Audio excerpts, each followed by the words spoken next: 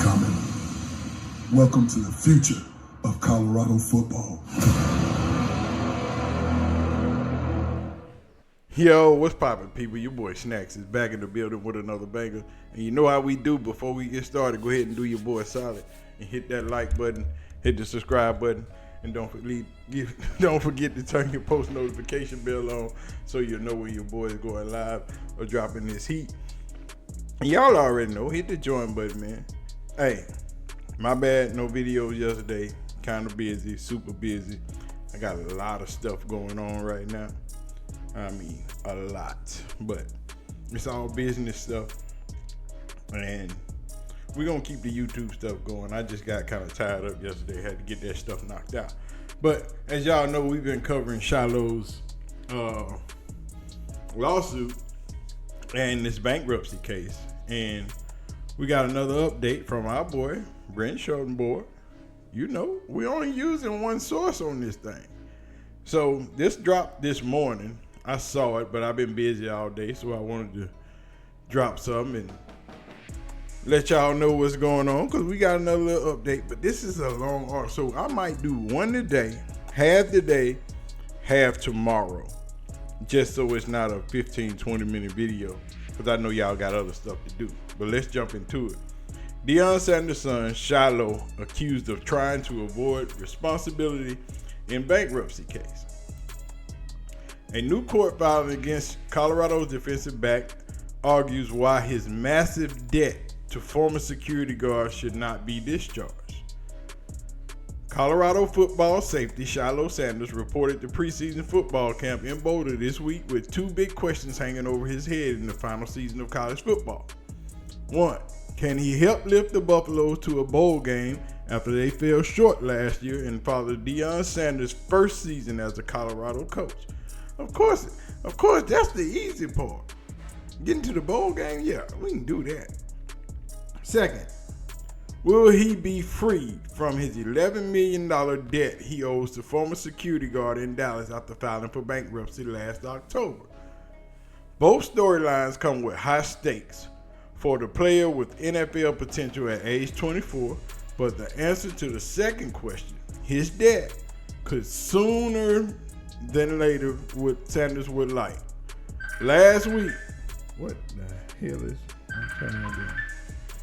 Last week, the attorney for security guard John Darjean restated their case against him in a new court filing, arguing that Sanders should be held accountable for his alleged assault on Darjean in 2015, when Sanders was 15 years old.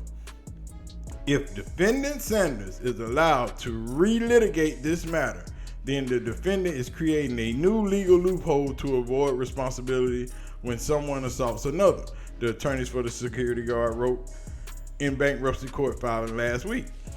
That's somewhat true, but he ain't relitigating it in the state court where it was filed. He's relitigating it really in bankruptcy court. So it's not really opening up a whole new case. It's just arguing his case in bankruptcy court to whether the case should the payments be put in bankruptcy or withheld from bankruptcy. They're not re-arguing the whole case. If so, they might as well, if I was him, I would have re-argued the whole case, saying I wasn't there, I would have appealed, got a new trial date, and hey, let's get it. A federal bankruptcy judge could decide the matter in coming months with a summary judgment ruling that could blow up Sanders' bankruptcy case and make him subject to the debt collection efforts until he pays it all back. It's a big pending decision in a baffling case. Here's where it stands after the new filing last week. So, like, Darjean's attorneys filed a new court filing trying to speed up this process so they can get their money. So they're trying to say Shilo shouldn't have the chance to relitigate this case in bankruptcy court.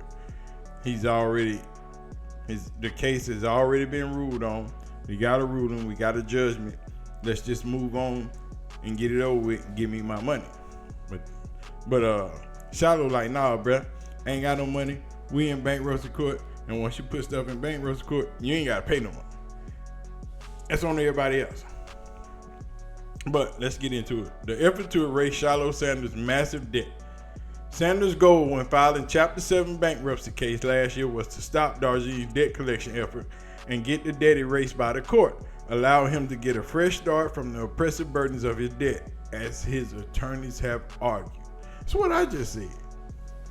Normally, the bankruptcy court allows debts to be discharged as a way to provide relief to the honest but unfortunate debtor, said Angela Litwin, a law professor and bankruptcy expert at the University of Texas. But there are exceptions in the law that would prevent the discharge of certain debts. One of them is a debt that stems from a willfully and malicious injury by a debtor, as an attorney for the security guard said it did. They said Shilo Sanders assaulted Darjean in 2015 when Darjean was trying to confiscate Sanders' phone at the school, leaving Darjean with permanent and severe spinal and nerve injuries. Bruh, that one lick ain't knocked your whole body in the whack, dog. It already had surgery on your back and shit. And then you gonna blame a 15-year-old for one elbow? One elbow severed your spine and your neck. Come on, dog. He wasn't no MMA fighter. Not for real. Darjean sued Sanders to recover his damage in 2016, but when the case finally went to trial in Dallas in 2022, Sanders didn't show up for it to defend himself in court.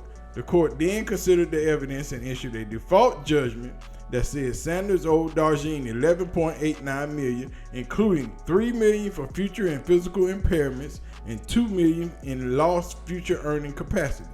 Darjean since has promised to fight for what he's owed and is opposing the discharge of the debt in the bankruptcy court.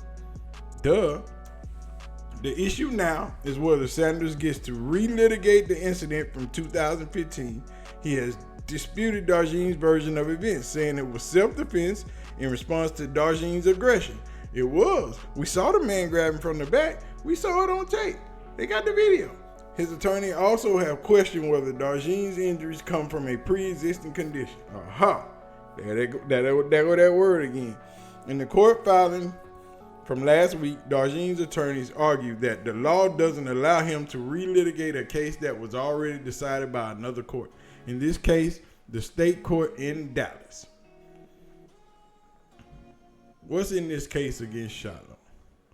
And this is going to be the last one where we stop right here on this part, and then we'll start again tomorrow. What's in this case against Shilo Sanders? According to Darjean's attorney, this case is simple and should be decided quickly without the need for a trial. They note that the law doesn't allow discharges for this debt that stems from a willful and malicious injury. The state court in Texas already determined that Shilo Sanders did in fact cause physical harm and injuries to John Darjean by assaulting him. One elbow, dog? Come on, man. I'm sounding like Shilo. Come on, dog. According to the court findings of fact, therefore they say is precluding from getting another attempt in court to dispute the underlying incident from 2015. Darjean's attorneys also noted that Shilo Sanders had defended himself from Darjean's lawsuit for 2 years before dropping his attorneys in the case in 2020. He had made counterclaims in the case, filed off affirmative defenses, and testified in the deposition. By participating in litigation up until trial and failing to show up to trial, the defendant is creating an out from responsibility for what amounts to first-degree felony or aggravated assault. Well, why didn't you file no criminal charges then, dog? If that's the case, Darjean's attorney said in the court filing last week, one outside legal observer found it baffling that it even got to this point for Shilo Sanders. Right. He is now facing every possible bad outcome in litigation, said Michelle Dickerson, a law professor at the University of Texas. He lost in civil court. There's a judgment, and he's possibly precluding from raising certain defensive claims or relitigating deciding issues. And it's because the judgment seems to involve willful and malicious conduct. He may not be able to discharge it in his bankruptcy case. Now, that says a lot right there. But we all know dude is being dude. And the whole thing stems from the dude trying to take the phone from Shilo. When Deion told him to get the phone. He grabbed Shilo from behind, tried to wrestle the phone away from Shilo. He said Shilo hit him with an elbow in the neck, and it severed his spine and caused him neck injuries. Come on, dog. Something got to give. But anyway, y'all let me know y'all thoughts, because we 10 minutes in this video, and I said I wasn't going to keep y'all on. We'll continue this tomorrow. It's part 2 of this coming up. We'll go through the rest of it. Y'all let me know y'all thoughts. Don't forget to hit the like button, hit the subscribe button, and leave your comments down in the comment section. And we out. Peace. Thank you. God bless you all, man. Be safe.